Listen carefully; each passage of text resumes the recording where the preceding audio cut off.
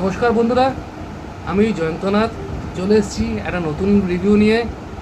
আজ রিভিউ করব একটা সিনেমা যেটা এখন জি5-এ অ্যাভেলেবেল আছে। মুভির নাম হচ্ছে হিসাব বরাবর। হিসাব বরাবর, হিসাব বরাবর। বন্ধুরা, এই রিভিউ শুরু করার আগে আপনার একটা জিনিস জিজ্ঞেস করছি। ধরে নিন আপনার ব্যাংক অ্যাকাউন্ট থেকে আপনি জানতে পাচ্ছেন যে 27 টাকা 50 পয়সা কম আছে। আপনি কি করবেন? আপনি হয়তো মনে করবেন যে কোনো একটা চার্জেস কেটেছে হয়তো, কিংবা কোথাও খরচা হয়ে গেছে, কিংবা ভাববেন মোটায় 27 টাকা 50 পয়সার পেছনে অত মাথা লাগিয়ে লাভ, অনেক চিন্তা ভাবনা আছে করবার জন্যে। তো আপনারা জিনিসটাকে সম্পূর্ণ ইগনোর করে ফেলবেন। তো এবার ভাবুন, যদি 1 কোটি লোকের অ্যাকাউন্ট থেকে যদি 27 টাকা 50 পয়সা যদি সরে যায়, তাহলে সব মিলিয়ে কত টাকা হয়? 27 কোটি 50 লক্ষ টাকা। এই 27 কোটি 50 লক্ষ টাকা আমার আপনার খাটনির পয়সা।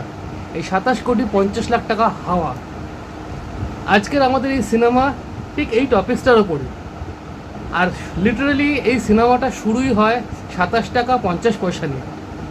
আমাদের যে সিনেমার হিরো আর মাধবন, ওনারা অ্যাকাউন্ট থেকে 27 টাকা 50 পয়সা মিসিং।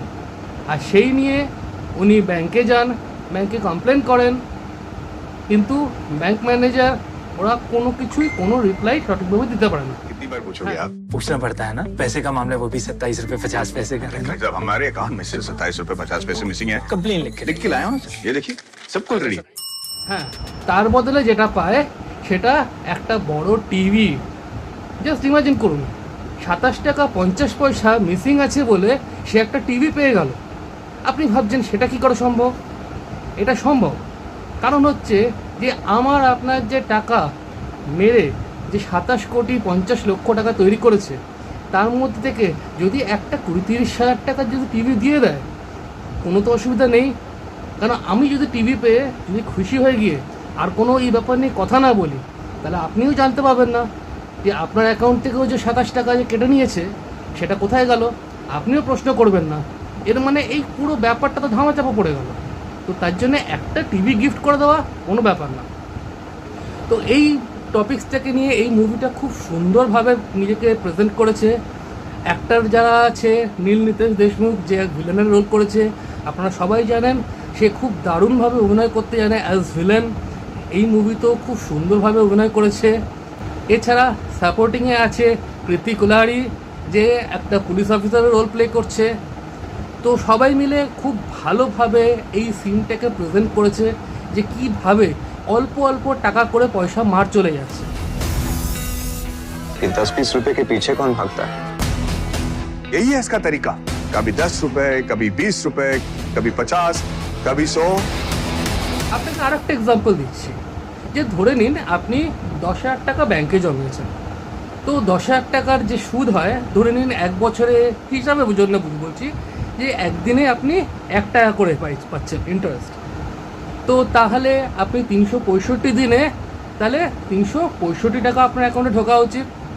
তো ধরে নিচ্ছি যে মাসের কোনো একটা মাসের 10 তারিখে আপনার অ্যাকাউন্টে ওই 365 টাকা ঢোকার কথা। তো 10 তারিখের জায়গায় সেই টাকাটা আপনার কাছে 12 তারিখে ঢুকছে। আপনারা মনে করছেন যে বাহ, আমি তো আমার সুদের টাকা পেয়ে গেছি। আপনি কিন্তু আর ওই নিয়ে কোনো চিন্তা করছেন না। কিন্তু একটা কথা বলুন, যখন আপনি একদিনে 1 টাকা কামাচ্ছেন, তো তাহলে যখন আপনি 10 তারিখের জায়গায় 12 তারিখ আপনার টাকাটা আসছে, তাহলে সেটা তো আরও 2 টাকা বেশি হওয়া উচিত। কিন্তু সেই 2 টাকা কি আপনি পেলেন না। এর মানে হচ্ছে এই 2 টাকা কিন্তু ঝাড় হয়ে গেল। আর অ্যাজ ইউজুয়াল যদি আবার 1 কোটি লোকের যদি 2 টাকা করে যদি ঝাড় হয়ে যায়, তাহলে সেটা 2 কোটি টাকা হয়ে যাচ্ছে বন্ধুরা। তাহলে বুঝতে পারছেন যে কীভাবে এই স্ক্যামটা তৈরি হয়। আর এই টোটাল স্ক্যামটার ব্যাপারে খুব সুন্দরভাবে সিনেমাটা বোঝায়। घर तोड़ दिया, अब क्या जान से मार देंगे? अरे मरते तो वो भी हैं जो हिसाब नहीं मांगते।